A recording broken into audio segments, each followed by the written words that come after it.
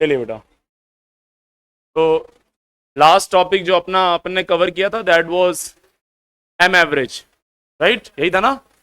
ठीक है, आज हम लोग स्टार्ट करेंगे डेंसिटी। क्या बेटा, हेडिंग डालिए।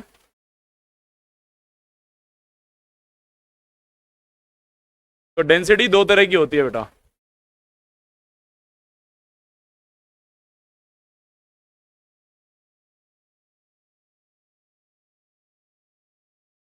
हेडिंग डालिए बेटा, डेंसिटी।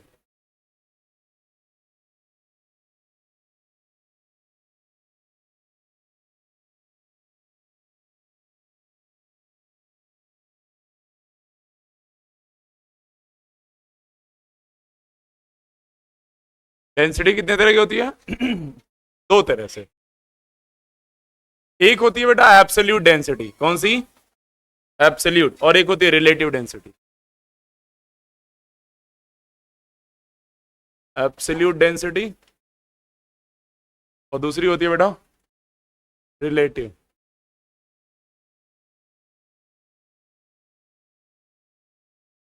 देखो, absolute density and what sir? Relative density. Now what is absolute density and what is relative, इसको समझते हैं। तो जो डेंसिटी आप अभी तक पढ़ते आ रहे हैं ना बेटा, वो कौन सी थी? एब्सोल्यूट ही थी। डेंसिटी जो आप पढ़ते हैं, क्या what is density? Density equals to क्या होता है बेटा? मास बाई वॉल्यूम, आया ना? एब्सोल्यूट डेंसिटी जो होती है, डी से जिसको रिप्रेजेंट करते हैं, वो होता है मास by volume, P. That's density. Mass by what? Volume. Density का एक और मतलब होता है कि डेंस। डेंसिटी मीन्स कितना कोई चीज क्या है? डेंस है। कोई चीज कितनी क्या है बता? डेंस है। डेंस का मतलब कितना टाइटली पैक्ड है। जितना ज्यादा टाइटली पैक्ड होगा उसकी डेंसिटी हम कहते हैं उतनी क्या होती है? ज्यादा होती है। और जितने दूर दूर होते हैं उनकी डेंसिटी क्या होती है? तो ये फिजिकल सिग्निफिकेंस है जो आप समझ सकते हैं कि भाई अगर कॉन्स्टिट्यूएंट पार्टिकल बहुत पास में है तो डेंसिटी ज्यादा होगी, अगर दूर दूर है तो डेंसिटी क्या होगी? इसीलिए आप कहते हैं सॉलिड की डेंसिटी ज्यादा होती है, लिक्विड की कम होती है और गैस की सबसे कम होती है। हाँ है ना? क्योंकि मॉलिक्यूल्स क्या होते हैं? दूर दूर होते हैं। ठीक बात है सर। पर मैं चाहता हूं डेंसिटी से कुछ और भी समझें। जैसे मान लीजिए आप लिखा हुआ है density of let's say acetone is 1.2 ग्राम पर ml। तो आपको ना इसका मतलब डिकोड करने आना चाहिए। जिस दिन आप फिजिकल केमिस्ट्री को डिकोड करते हुए समझ सीखने लगे, उस दिन से आप फिजिकल पढ़ना शुरू कर दिए। वरना सिर्फ फॉर्मूले से काम नहीं चलेगा। फॉर्मूला तो है density equals to mass by volume, उससे कुछ क्वेश्चन हो जाएगा, फील्ड गायब हो जाएगा। तो फिजिकल में एक फील्ड मेंटेन रखना है। और वो कैसे? इसको पढ़ के समझिए क्या मतलब है इसका। 1.2 ग्राम पर ml, दैट मीन्स उल्टा बोलो, पर ml कितना है? हाँ, यानी 1 ml का मास कितना है बेटा? हाँ, तो 1 ml ऑफ एसिडोन का मास कितना है बताओ? बोलो यार। 1.2 ग्राम्स है, हाँ है ना? तो दो दो ml का कितना होगा? इंटू 2। 10 ml का कितना होगा? इंटू 10। 100 ml का कितना होगा? इंटू 100। आया ना? तुरंत फील आ गया? बोलो। तो ऐसा लिखा है, तो अब 1.2 ग्राम पर ml, यानी पर ml कितना है? 1.2 ग्राम्स है। तो डेंसिटी को आगे से हम लोग ऐसे ही इनकाउंटर करेंगे। हमेशा डेंसिटी को मास बाई वॉल्यूम लगाने की कोशिश नहीं करेंगे, हमेशा यूनिट को देख के बताने की कोशिश करेंगे। अच्छा, इसके 1 ml में इतना ग्राम है। जैसे density of water at 4 degree Celsius is what is density of water at 4 degree Celsius? 1 ग्राम पर ml। कितना? 1 ग्राम पर ml, दैट मीन्स 1 ग्राम पर ml। पर ml कितना है? यानी 1 ml का मास 1 ग्राम है। तो 100 ml का मास क्या होगा? 100 ग्राम होगा। नहीं समझ में आया बेटा? That's absolute density. Now what is relative density? तो रिलेटिव डेंसिटी जो होती है बेटा, वो क्या होती है बताओ? रिलेटिव डेंसिटी होती है density of a substance, density of a substance is किसी की डेंसिटी किसी और की डेंसिटी के रिस्पेक्ट में अगर आप बताएं तो उसको हम कहते हैं रिलेटिव डेंसिटी। क्या बोलते हैं बेटा? Relative density. तो density of a substance upon density of what? Density of what? Water? No, density of reference substance. किसी को रेफरेंस लेना पड़ेगा, किसी रेफरेंस के टर्म्स में अगर आप बता रहे हैं तो आप बोलेंगे वो कौन सी डेंसिटी है बेटा? Relative density. कौन सी डेंसिटी है सर? रिलेटिव। अगर क्या बोला मैंने कि अगर किसी के रिस्पेक्ट में बता रहे हैं तो कौन सी डेंसिटी है वो? कौन सी डेंसिटी है वो? Relative density. ध्यान रखेंगे इस बात का। क्या रिलेटिव डेंसिटी की कोई यूनिट होगी? क्यों भाई? यस, क्योंकि डेंसिटी अपॉन डेंसिटी है ना, it is what? Unitless. But क्या डेंसिटी की यूनिट होती है? यस। तुम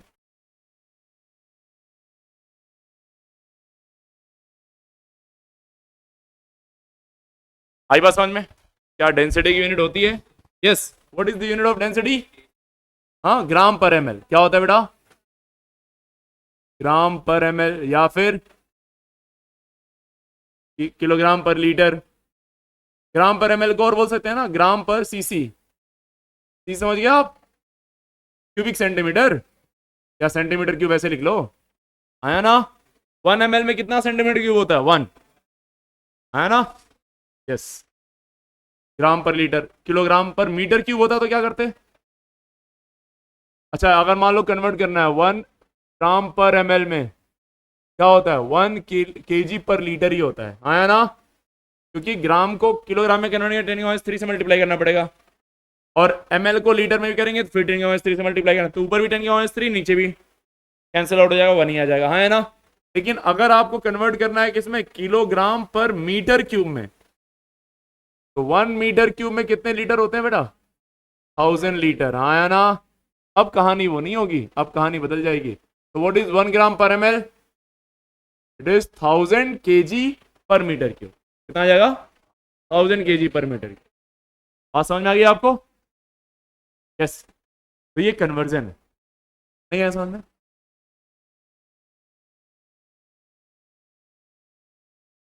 तो absolute density has unit but relative density has no unit because it is what? ratio। ये क्या है बेटा? रेशियो है। नोट करिए चलो इसको। अब ये रिलेटिव डेंसिटी भी दो तरह की होगी, अब उसको पढ़ेंगे अपन। जल्दी फटाफट नोट करो पहले इसको।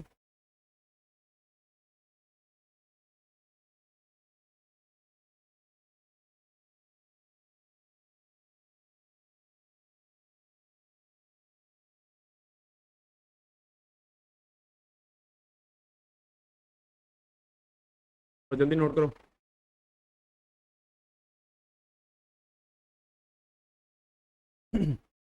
डेंसिटी से आप क्या निकालेंगे? अगेन मैंने क्या बोला? फॉर्मूले कम कोशिश करेंगे यूज करने की। क्या यूज दिमाग क्या लगाएंगे आप? हाँ, यूनिट। यूनिट को देख के डिकोड करेंगे प्रोसेस को, ठीक है? क्योंकि अगला जो हम टॉपिक पढ़ने वाले हैं ना, कॉन्सेंट्रेशन टर्म्स, उसमें हम सिर्फ यूनिट से ही खेल करेंगे पूरा का पूरा।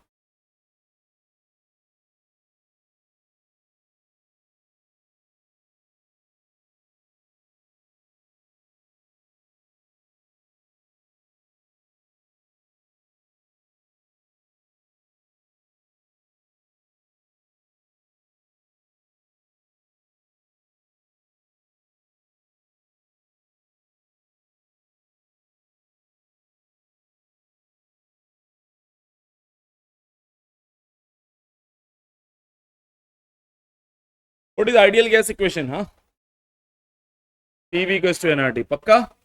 जरा देखना, यहाँ पे कुछ मॉडिफिकेशन कर रहा हूँ। PV equals to what is moles given mass upon RT.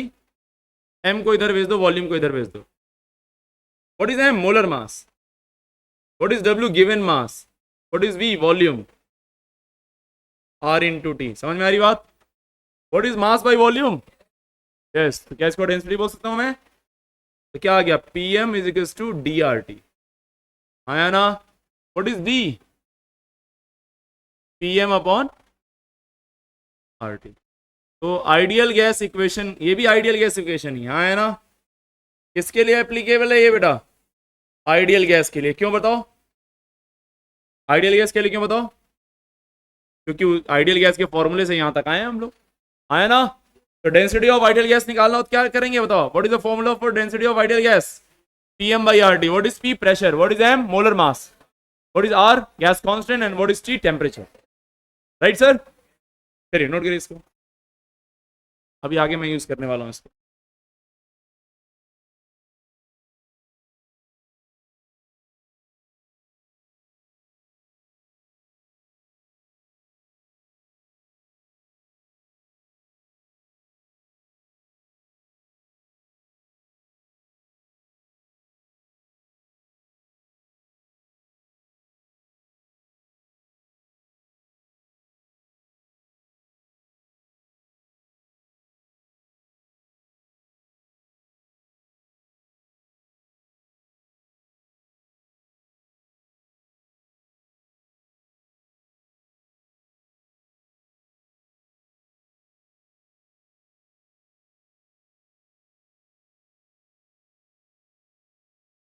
क्या बेटा? अब हम लोग पढ़ेंगे क्या बेटा? Relative density. क्या सर? क्या होती है, कितने तरह की रिलेटिव डेंसिटी होती है? क्योंकि अभी एक बच्चा बोल रहा था डेंसिटी ऑफ वाटर से डिवाइड कर दो। आइए देखते हैं बेटा, रिलेटिव डेंसिटी। रिलेटिव डेंसिटी बेटा दो तरह की होती है। कितने तरह की सर? कौन कौन सी?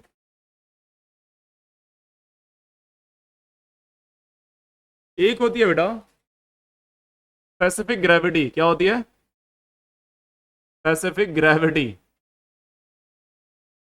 स्पेसिफिक ग्रेविटी में कहीं डेंसिटी वर्ड आ ही नहीं रहा है, right? And specific gravity has nothing to do with gravity. जैसे आप लोग, you have nothing to do with study. Exactly, specific gravity has nothing to do with what? Gravity, right sir? And another one is vapor density. क्या बेटा? I hope आपने सुना होगा। लो, क्या है सर? Vapour density, VD। तो दो तरह के हमारे पास क्या है बेटा? रिलेटिव, क्या है बेटा बताओ?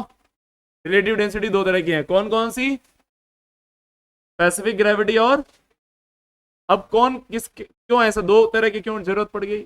सॉलिड्स एंड लिक्विड्स के लिए जब रिलेटिव डेंसिटी डिफाइन किया गया तो वो डिफाइन किया गया स्पेसिफिक ग्रेविटी के नाम से, और जब गैसेस के लिए डिफाइन किया गया तो वेपर डेंसिटी के नाम से। तो बस बहुत ही क्लियर है।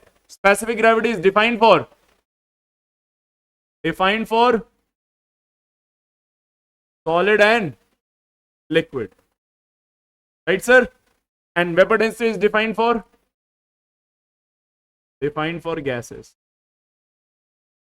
बस ठीक है। अब स्पेसिफिक ग्रेविटी डिफाइन कैसे करेंगे? तो स्पेसिफिक ग्रेविटी जो होगा वो क्या होगा बेटा? डेंसिटी ऑफ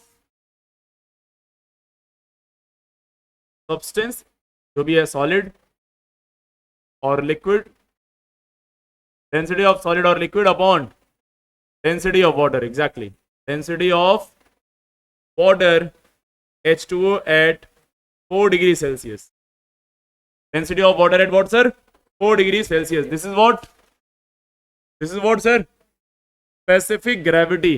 and हम सबको पता है what is density of water at 4 degrees Celsius बेटा? it is 1 gram per ml। what sir? It is what? 1 gram per ml. This is density of what? Water at 4 degrees Celsius, right? Wait, stop writing. इधर सुनो ध्यान से। तो यहां से मैं specific gravity क्या ये लिखूंगा, देखना ध्यान से। लेट से उस सब्सटेंस की डेंसिटी, सॉलिड या लिक्विड जो भी था, लेट से उसकी डेंसिटी है x ग्राम पर ml। क्या है बेटा? x ग्राम पर ml। और वाटर की डेंसिटी क्या है? 1 ग्राम पर ml। कुछ समझ में आया आपको? ग्राम पर ml छमछम, 1 से डिवाइड करने से आंसर वही आता है। So what is specific gravity sir? आवाज नहीं है। x, what is specific gravity sir? क्या समझ में आया?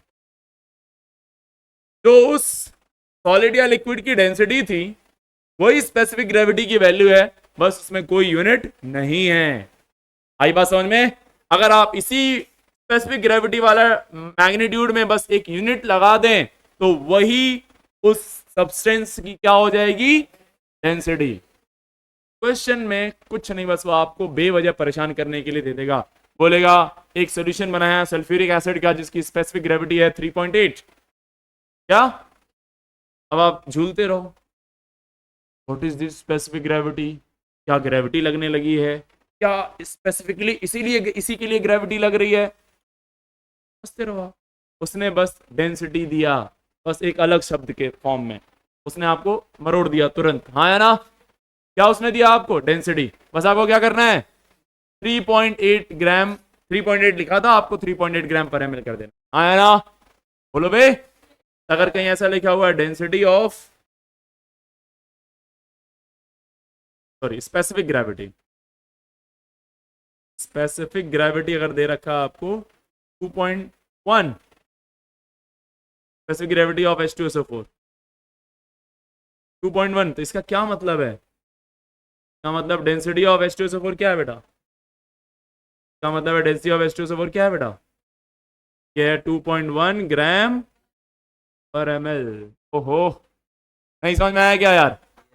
तो specific gravity is nothing but is density of substance. Solid या लिक्विड की डेंसिटी ही है, बस उसमें क्या लगाना आपको? यूनिट लगा देना है ना? क्योंकि 1 ग्राम पर एमएल से जब डिवाइड किया तो यूनिट कैंसिल हो गया, तो बचा क्या? सिर्फ मैग्नीट्यूड बचा।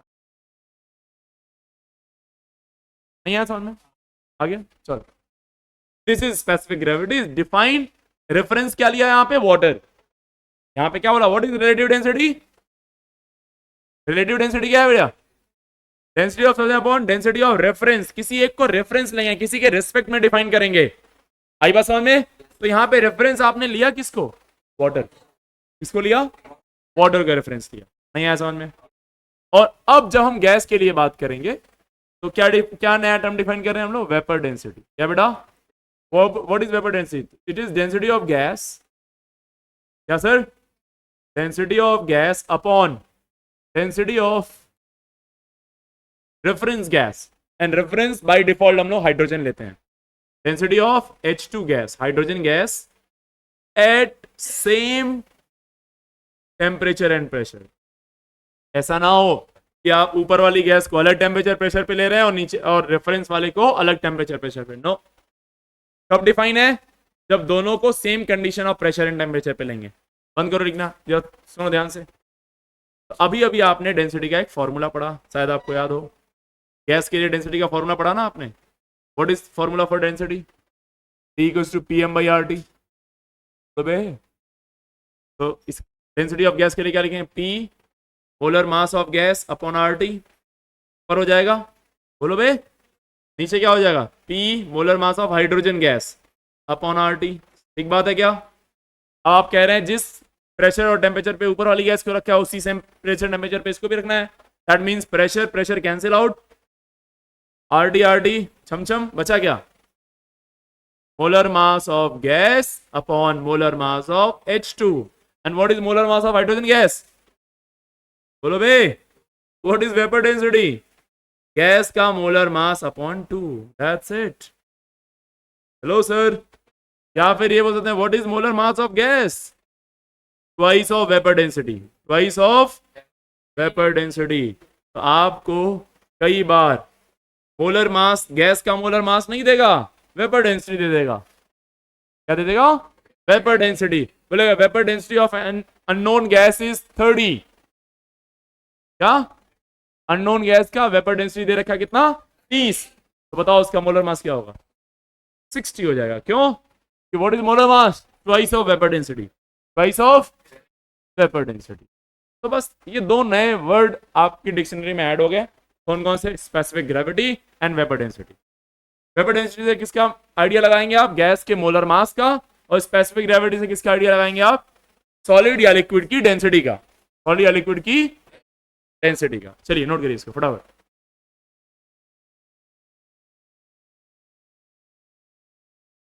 निपटाइए, जल्दी निपटाइए।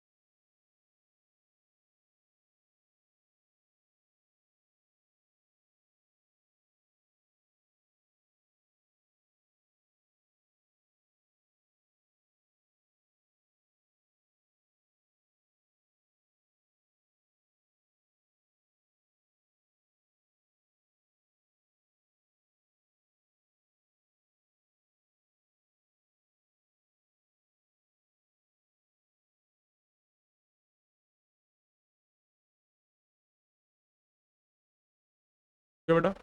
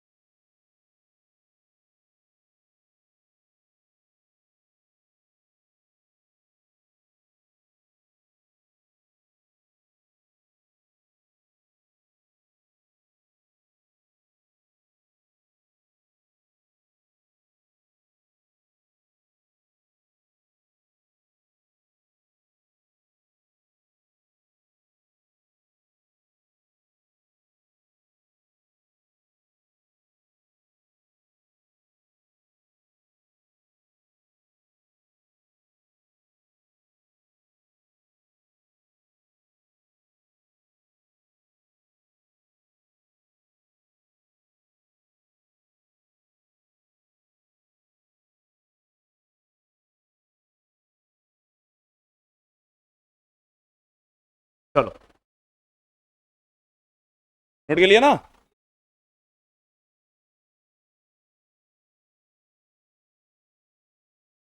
अच्छा, कोई जरूरी है वेपर डेंसिटी? वेपर डेंसिटी के लिए तो बाय डिफॉल्ट आपने क्या लिया रेफरेंस? हाइड्रोजन गैस लिया। लेकिन मैं बोलूं किसी गैस की डेंसिटी निकालिए, रिलेटिव डेंसिटी निकालिए किसी दूसरे गैस के रिस्पेक्ट में, तो फॉर्मूला मोर और लेस क्या आ रहा है? Density of gas upon density of दूसरा गैस, आया ना? Same condition of pressure temperature पे लेंगे, सब कुछ कट जाएगा, तो यहाँ molar mass of gas 1 upon molar mass of gas reference gas, आया ना? उससे हम कोई किसी भी गैस की डेंसिटी किसी और गैस के रिस्पेक्ट में निकाल सकते? नहीं निकाल सकते? निकाल सकते हैं ना? चलिए, what is vapour density? Molar mass by 2। What is vapour density sir? Molar mass by 2। ठीक है सर, मोलर मास बाई 2, या मोलर मास निकालना है तो क्या करेंगे? Twice of vapour density.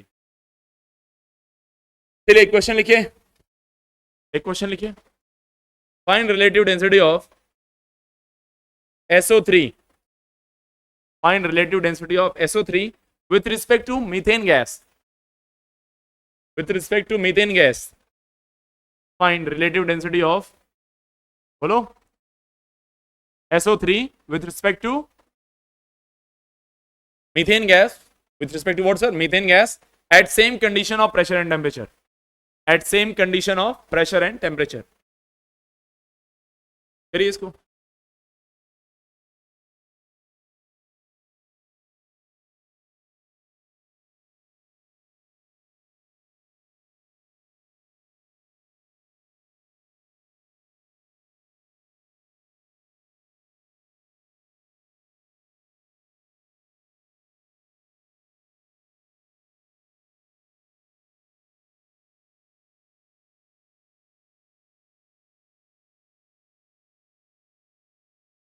At same temperature and pressure, आ गया?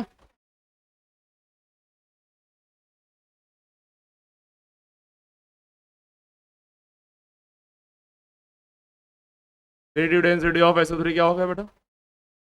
Density of SO3 upon density of methane, right sir? At same PNT, pressure and temperature, at same pressure and temperature, क्या लिखेंगे आप? PM of SO3 upon RT, और यहाँ भी PM of methane gas upon RT, और P से P, RT से RT चला गया, क्या बचा बेटा? Molar mass of SO3 upon molar mass of methane. What is molar mass of SO3? 80। What is molar mass of 16? That comes out to be what? What is relative density of SO3 with respect to, किसी और के respect में निकाल सकते हैं आप, हाँ या ना? बोलो यार। बेसिकली रिलेटिव डेंसिटी का फॉर्मूला आ क्या रहा है? SN इन जनरल, यहां से आ रहा है molar mass of gas upon molar mass of reference gas, molar mass of gas upon what? Molar mass of reference gas, क्योंकि प्रेशर टेम्परेचर आपने क्या ले रखा है? सेम, कैंसिल आउट हो जाएगा। नहीं नहीं है समझ में? आ गया बेटा? इजी, लो, कोई दिक्कत तो नहीं आता? आसान है बेटा ये। This is all about relative density, I hope you understand this. तो दो वर्ड जो आपको परेशान करने वाले थे अब नहीं करेंगे, कौन कौन से? Specific gravity and vapour density. Specific gravity किसका आइडिया देगा आपको? सॉलिड और लिक्विड की डेंसिटी का। और वेपर डेंसिटी किसका आइडिया देगा आपको? गैस के मोलर मास का। गैस के, कहीं साइड में आ तो लिख लो आपको vapour density gives an idea of molar mass of gas. Hello, and what is specific gravity? Specific gravity क्या बता रहा है आपको? गिव्स एन आइडिया ऑफ बोलो भाई, डेंसिटी ऑफ सॉलिड और लिक्विड।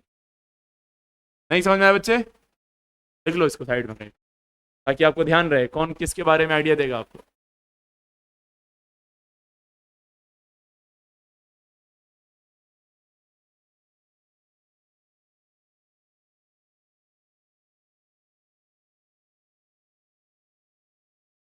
आगे बढ़े क्या?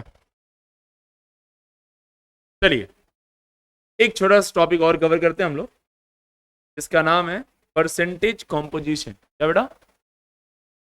यस, लिखिए, हेडिंग डालिए, परसेंटेज कॉम्पोजिशन।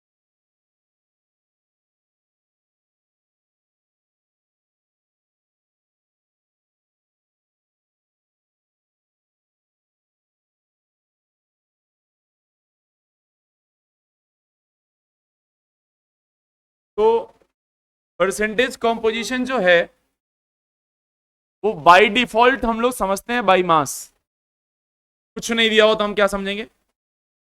कॉम्पोजिशन पूछ रहा है, बाय मास पूछ रहा है, ठीक है। लेकिन कोई जरूरी नहीं है कि बाय मास ही पूछ, ये बाय मास भी हो सकता है बेटा, एंड बाय नंबर भी हो सकता है।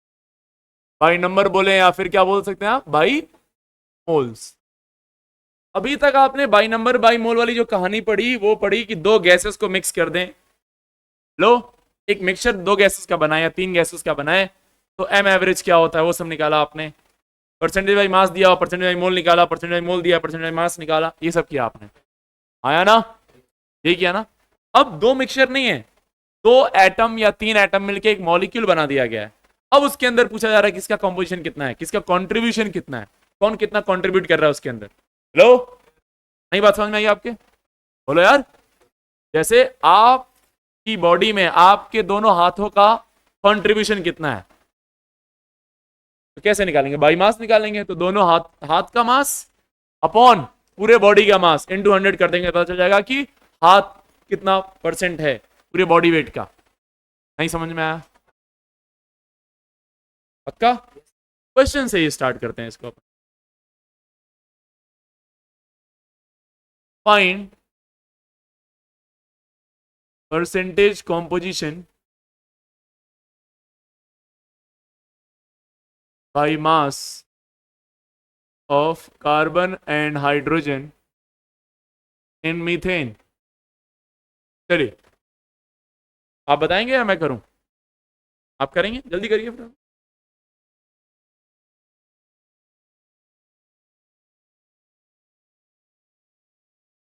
CH4 का मोलर मास कितना होगा? कार्बन का होता है 12, हाइड्रोजन का होता है 1 × 4, हो जाएगा 16। टोटल मास है 16। Percentage by mass of carbon, carbon का परसेंटेज बाई मास क्या होगा बेटा इसमें? Mass of carbon that is 12 upon total mass into 100। कितना आ गया sir? 75%। And what is percentage by मास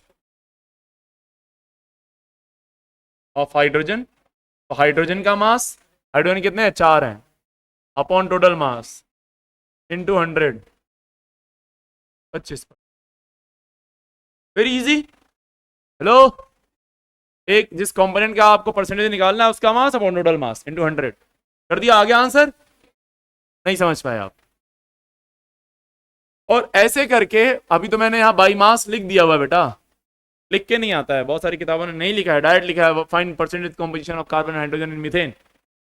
तो बाय डिफॉल्ट हम लोग क्या निकालते हैं? बाई मास से निकालते हैं। और यही सवाल हर बार पूछता रहा, जब भी सवाल आए कुछ सालों बाद तो यही आया परसेंटेज कॉम्पोजिशन, तो आपको बाई मास ही निकालना रहा। एकदम से एक साल सवाल घुमा के पूछ दिया। सवाल क्या पूछा, अगेन क्वेश्चन लिखिए, find percentage composition by mole या by number carbon and hydrogen in methane. Hello, methane में आपको क्या बताना है, परसेंटेज बाई मोल। बताओ चलो, परसेंटेज बाई मोल निकालो, चलो मीथेन के परसेंटेज बाई मोल निकालो, कार्बन का और हाइड्रोजन का। तो CH4 में किस रेशियो में कार्बन हाइड्रोजन, 1:4 रेशियो में। एक कार्बन होगा, 4 हाइड्रोजन होंगे, तो टोटल नंबर्स कितने हैं, 5। कार्बन कितने बार है, एक बार है। बताओ बताओ जल्दी निकालो, जल्दी। आ गया, कितना आ गया, कार्बन आ गया 20%। Yes, percentage by number of carbon. Carbon कितनी बार, एक बार है, और टोटल एटम कितने हैं, 5 हैं, इंटू 100। आंसर कितना आ गया, 20%। आया ना। और वही percentage by number of hydrogen क्या आया, हाइड्रोजन कितनी बार है बेटा, 4 बार, और ऑक्सीजन टोटल कितने हैं, 5, इंटू 100 कितना आ गया, 80%। पूरा आंसर बदल गया, पूरा पूरा आंसर ही बदल गया बेटा। जब आपने बाई मास निकाला तो कार्बन 75% आया और हाइड्रोजन 25% आया, लेकिन जब आपने बाई नंबर निकाला तो कार्बन 20% आ रहा है। आया ना। ये क्वेश्चन जेई मेंस में आया हुआ है, जेई मेंस 2019 का सवाल है ये। नहीं समझ में आया कि हर बार सवाल क्या आता था, जब भी आता था कभी भी, या किताबों ने भी क्या मेंशन किया, माई मास। एग्जामिनर का दिमाग घुमा, उसने कहा कुछ और पूछता हूँ, उसने बाई नंबर धीरे से लिख दिया वहीं साइड में। जैसे ही परसेंटेज कॉम्पोजिशन दिमाग में आता है, क्या समझ में आता है, मास से निकाल लो। ने पहला ऑप्शन भी मास के हिसाब से ही सेट किया हुआ था, ठीक है, उसको पता था आप क्या करने वाले हैं, तो लेट धनाधन। आया ना, नहीं समझ में आई बात। यस, तो आपको पढ़ना है, प्रॉपर क्वेश्चन पढ़ना है, क्या पूछ रहा है, बाई नंबर पूछ रहा है, ठीक है निकाल लेंगे। नहीं समझ में आया, आ गया, श्योर, क्लैरिटी आ गई आपको। ऐसे कोई जरूरी है CH4 में ही मैं पूछूं, मैं अमोनिया में पूछ सकता हूँ नाइट्रोजन और हाइड्रोजन का परसेंटेज क्या है, वाटर में पूछ सकता हूँ हाइड्रोजन और ऑक्सीजन का परसेंटेज क्या है, इसी में ही पूछा जा सकता है। तो चलिए पूछ ही लेता हूँ फिर, देखिए क्वेश्चन और find what, find percentage composition by mass, percentage composition by mass of carbon hydrogen and oxygen, carbon hydrogen and oxygen in, carbon hydrogen and oxygen in glucose, glucose. और अगला सवाल आप समझ गए होंगे, बाई नंबर पूछूंगा मैं इसी को, है ना, सॉल्व इट।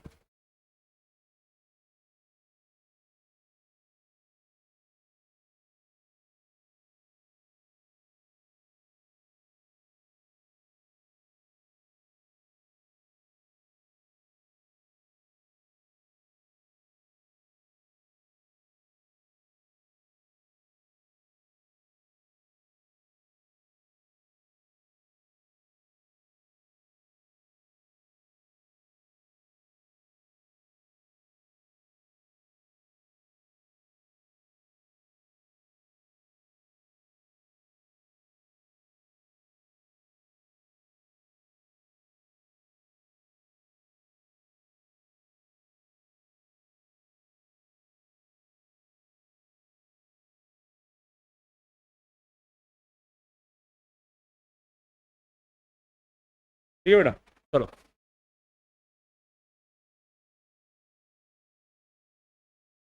आया किसी का answer,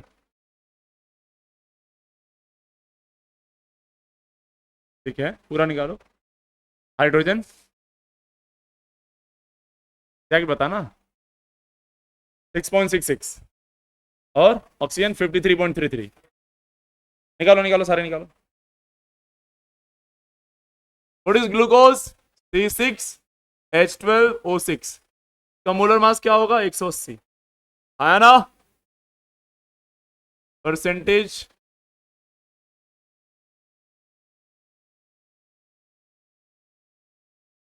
by mass of carbon, carbon का परसेंटेज बाई मास क्या होगा? तो कार्बन का मास एक का होता है 12, कितने कार्बन है? 6 अपॉन टोटल मास 180 इंटू 100। बोलो यार ये कितना आ गया? 40%। बोलो यार ऐसे निकालो बाकियों का। परसेंटेज बाई व्हाट बेटा? मास ऑफ हाइड्रोजन। बोल बेटा हाइड्रोजन का परसेंटेज मास, एक का मास एक होता है 12 का into 12 upon 180 into 100, this comes out to be 6.66%। Similarly percentage by mass of oxygen बेटा जल्दी बताओ, एक का मास होता है 16, कुल 6 अपॉन 180 इंटू 100।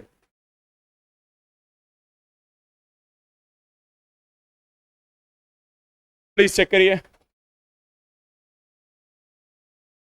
और फिर बाई नंबर निकालिए। भाई अगला सवाल है बाई नंबर निकालना है इसी में परसेंटेज। कैसे निकालना है बेटा? परसेंटेज बाई नंबर निकालिए, निकालिए, सॉल्व इट।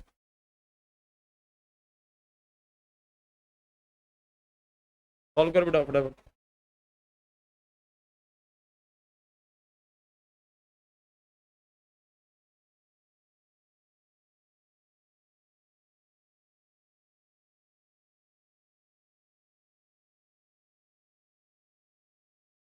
ग्लूकोज C6H12O6 6:12:6 के रेशियो में, हाँ है ना? बोले तो 1:2:1। टोटल एटम्स कितने हो गए? टोटल 24 एटम्स हैं। परसेंटेज बाई मोल या बाई नंबर ऑफ कार्बन, एक मोल में कार्बन कितने मोल हैं? 6 मोल है और टोटल मोल्स कितने हैं? 24 इंटू 100 कितना आ गया? 25%। And what is percentage by mole और by number of hydrogen? Hydrogen कितना? 12, टोटल है 24 इंटू 100 कितना आ गया? 50%। And what is percentage by mole of what sir? Oxygen बेटा कितना है? 6/24 into 100, that is again percentage by mass and number. दोनों का आंसर क्या आ रहा है? सेम नहीं आ रहा है? दोनों के आंसर क्या आ रहे हैं? अलग अलग आ रहे हैं, हाँ है ना? दोनों के आंसर क्या आ रहे हैं बेटा? अलग अलग आ रहे हैं, सेम नहीं आ रहा है। बोलो भाई। Yes sir. चलो उम्मीद आप समझ गए क्या कह रहा हूं मैं। नहीं आया समझ में? आ गया पक्का? परसेंटेज कॉम्पोजिशन किसी मॉलिक्यूल के अंदर बाई मास कौन कितना परसेंट है और बाई नंबर कौन कितना परसेंट है, ये हमने निकाल लिया। इजी? हेलो इजी पक्का? हेलो चलिए अब हेडिंग डालते हैं हम लोग, empirical formula and molecular formula. क्या sir? Molecular formula and empirical formula. Molecular formula और दूसरा क्या बेटा? Empirical formula.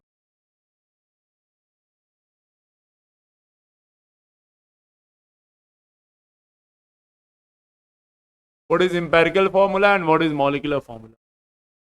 एनीवन बता सकते हैं आप? हाँ बताओ। What is molecular formula? Exact ratio of atom देता है। It shows what? Shows actual number of atom, हाँ है ना? Actual number of atom of each element in a compound. उस कंपाउंड में बेटा एक्चुअल नंबर ऑफ एटम बताएगा हर एक एलिमेंट का कितना है। तो क्या होता है? मॉलिक्यूलर फॉर्मूला होता है। जैसे C6H12O6 ये क्लियरली बता रहा है आपको क्या है, बोलो, कि ये मॉलिक्यूलर फॉर्मूला है। कार्बन के 6 एटम है, हाइड्रोजन के 12 हैं और ऑक्सीजन के 6 हैं, है ना? H2SO4 sulphuric acid. Hello C12, H22, O11, etc. All these are what, sir? Molecular formula. They are giving you what? Exact number of what? Exact number of what? Atoms. Exact actual number of atom के बारे में idea देते हैं, but जबकि empirical formula actual number of atom का idea आपको नहीं देता है. क्या देता है? It shows, yes, it shows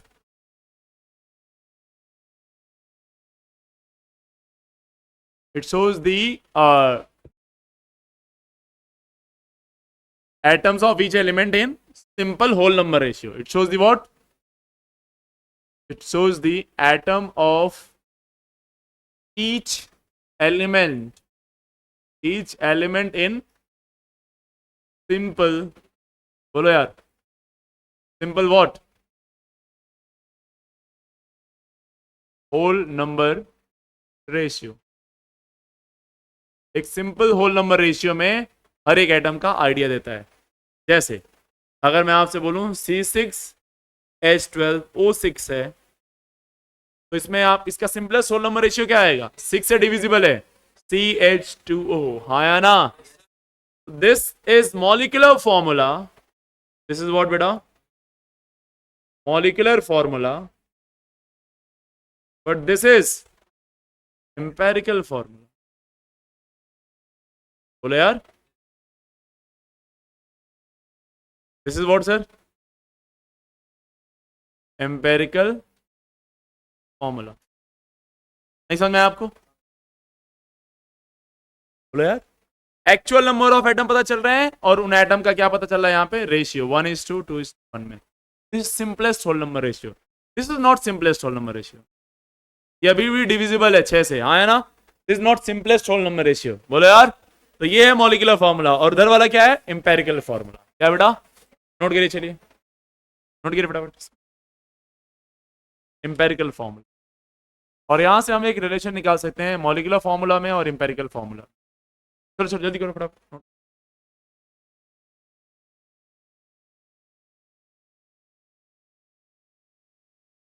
सकते हैं मॉलिक्यूलर फॉर्मूला भी है वो, बट उसमें क्या डबल करके कोई नया मॉलिक्यूल आएगा? ये सोचने वाली बात.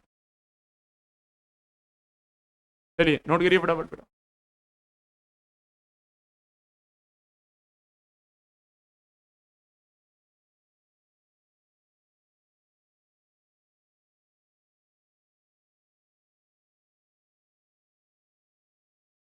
What is relation between molecular formula and empirical formula?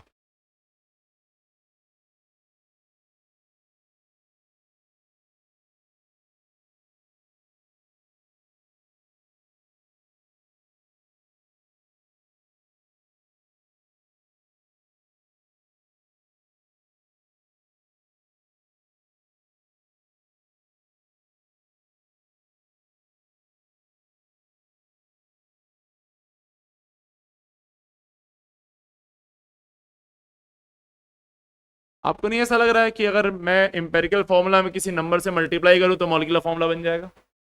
हाँ है ना? तो what is molecular formula? It is, बोलो, n इंटू, बोलो यार, यस, एम्पेरिकल फॉर्मूला.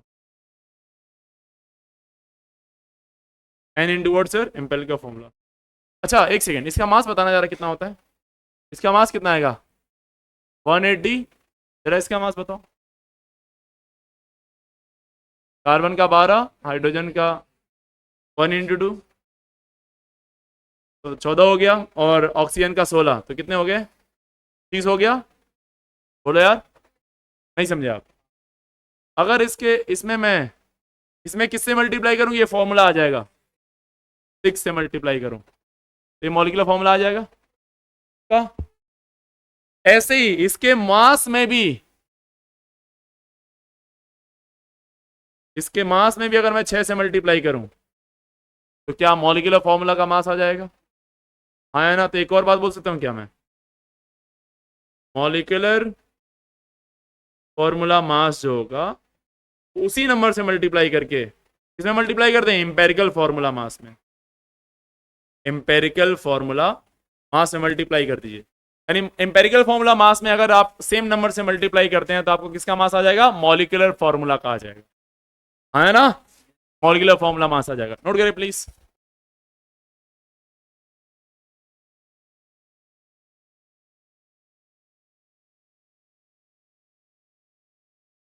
तो कई बार अब क्वेश्चन में आपको मॉलिक्यूलर फॉर्मूला नहीं देगा, मॉलिक्यूलर फॉर्मूला तक पहुंचने के लिए रास्ता देगा, है ना, बोलो यार, बोलेगा एम्पेरिकल फॉर्मूला ये है, हेलो,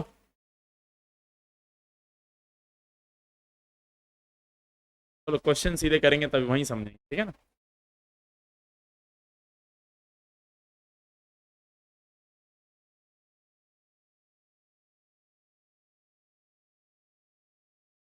अच्छा समझना, ऐसा क्वेश्चन मैं आपके सामने पुट कर रहा हूँ, बहुत सिंपल सा क्वेश्चन, ऐसे तुरंत जवाब दे देना आप, ठीक है। सुनो ध्यान से, सवाल है कि एक मॉलिक्यूल है जिसका मॉलिक्यूलर फॉर्मूला मास है 180, क्या, मॉलिक्यूलर फॉर्मूला मास है 180 और उसका एम्पेरिकल फॉर्मूला है CH2O, CH2O, तो बताओ मॉलिक्यूलर फॉर्मूला क्या होगा, हाँ, कैसे किया आपने, मॉलिक्यूलर फॉर्मूला मास दे रखा था और एम्पेरिकल फॉर्मूला दिया हुआ था ये, तो एम्पेरिकल फॉर्मूला से उसका मास निकाल लिया, molecular formula mass equals to n into empirical formula mass किया, यहाँ 30 रखा, यहाँ 180 रखा, तो n की वैल्यू आ गई 6, n की वैल्यू आ गई, अब एम्पेरिकल फॉर्मूला आपने 6 से मल्टीप्लाई कर दिया, ना ना ना, क्या किया, एम्पेरिकल फॉर्मूला मास में किससे मल्टीप्लाई कर दिया, 6 से मल्टीप्लाई कर दिया, तो क्या आ गया आपको, एग्जैक्ट मॉलिक्यूलर फॉर्मूला, क्या आ गया सर, एग्जैक्ट, नहीं समझ पाए आप, गधों, आया समझ में नहीं आया, आ गया पक्का। Now what is the importance और what is the role of this empirical formula, जरूरत क्या है इसको पढ़ने, ठीक है। अब मैं आपको वो बहुत ध्यान से सुनना बेटा, तो जो भी कभी स्टडी होती है ना बेटा, कहीं भी पता लगाया जाता है कि मान लीजिए कहीं से आपने एक सैंपल उठाया और उस सैंपल में मालूम करना है कि इसमें कौन कौन से एलिमेंट है या बेसिकली कौन सा मॉलिक्यूल है सैंपल के अंदर, ठीक है। तो हम लोग दो तरह की एनालिसिस करते हैं, या साइंटिस्ट लोग दो तरह की एनालिसिस करते हैं, one is qualitative, one is what sir, qualitative analysis, another one is quantitative, quantitative analysis, और अपन को केमिस्ट्री में दोनों ही पढ़नी है, 2 साल में आप ये दोनों चीज़ों को अच्छे से समझेंगे, और ये आप लैब में करते भी हैं, लैब में आपने कभी कैटायन एनायन का टेस्ट किया, कौन सा कैटायन है, क्लोराइड है, फ्लोराइड है, कार्बोनेट आयन है या सल्फेट आयन है, यस। तो एग्जामिनर क्या करता है, आपको एक पुड़िया देता है, उसके अंदर माल होता है, माल समझे, हाँ, पुड़िया खोलेंगे, उसका माल निकालेंगे, पाउडर फॉर्म में होगा, फिर उसको इकट्ठा करेंगे, वो नहीं करना है, यहाँ से सूंघ के बता दूंगा क्या है, कौन सा आयन था इसके अंदर, है साइनाइड था सर, क्यों, निपट गए, है ना कैसे पता चला, मर गए, अच्छा साइनाइड था, ये तो गलत दे दिया मैंने तो गलती से सूंघ मत लेना, क्या पता वो साइनाइड हो, नहीं है, मजाक कर रहा मैं। कौन सा आयन है ये पता करने के लिए आपको टेस्ट परफॉर्म करने पड़ते हैं, उसका सोल्यूशन बनाना पड़ता है, किसी पर्टिकुलर रिएजेंट से रिएक्ट कराते हैं, उससे रिएक्ट करके कोई स्मेल आ गई, पर्टिकुलर स्मेल आ गई, पता चल जाता है कि अच्छा ये वाला आयन रहा होगा तभी ये स्मेल आई होगी, या कोई प्रेसिपिटेट बन गया तो पता चल गया कि ये वाला आयन रहा होगा तभी प्रेसिपिटेट बना होगा, हेलो, या कोई कलर चेंज हो गया तो समझ में आ गया कि ये वाला आयन, कोई फिजिकल चेंज ऑब्जर्व होना चाहिए, दिखना चाहिए कि अच्छा ये चीजें हो रही हैं, उन चीजों से आप आइडिया लगाएंगे, अच्छा सर ये वाला क्लोराइड आयन है, या ये ब्रोमाइड आयन है, या ये सल्फेट आयन है, या ये कार्बोनेट आयन है, इसका टेस्ट कंफर्म होगा, हेलो, नहीं समझे, तो कौन है जो स्पुड़िया में जो दिया गया है, पाउडर में जो है, वो कौन है, अगर ये पता लगाना है तो हम कहते हैं क्वालिटेटिव एनालिसिस, क्या कहते हैं sir, what we call it, qualitative analysis, क्या बोलते हैं इसको। तो अगर आप एक ने सैंपल आपने कहीं से उठाया, लेट्स से मून पे आप गए, वहां से एक सैंपल उठाया, पता करना है इसमें कौन कौन से कंपाउंड्स हैं, तो first we do qualitative analysis, just to know कि कौन कौन सा आइटम है इसके अंदर। तो क्वालिटेटिव एनालिसिस क्या बताता है, किसका आइडिया देता है, कौन कौन है, बोलो बेटा, कौन कौन है, क्वालिटेटिव एनालिसिस। नहीं समझे? अब जब कौन कौन है ये पता चल गया, तब पता करेंगे जो है वो कितना कितना है। नहीं समझे? हेलो, क्या? यस। तो पूरा गेम यही है बेटा, कौन कौन कितना कितना। बोलो बे, नहीं समझे आप? कौन कौन है, कितना कितना है। दुनिया में लोग यही नहीं समझ पा रहे क्वालिटेटिव एनालिसिस क्या होती है, क्वांटिटेटिव एनालिसिस क्या होती है। अब आप समझ गए? क्वालिटेटिव मतलब क्वालिटी बता रहे, कौन कौन हो भाई, ये लोग हैं। अब चलो बताओ कितने कितने हैं, तो क्वांटिटेटिव। पहले कौन सी एनालिसिस करेंगे, क्वालिटेटिव या क्वांटिटेटिव? हाँ, पहले ये नहीं करना कितना कितना है, कौन कितना कितना है। पहले ये तो बता कितना कितना कैसे निकालेंगे, जब पता चलेगा ना किसको निकाल रहे हैं। तो पहले क्या करना है, क्वांटिटेटिव। है गवारो, पहले क्या करना है, क्वांटिटेटिव है, क्वालिटेटिव। क्या करना है, qualitative analysis. First we get to know कि कौन कौन है भाई, ये पता चल जाए, है ना? नहीं समझे?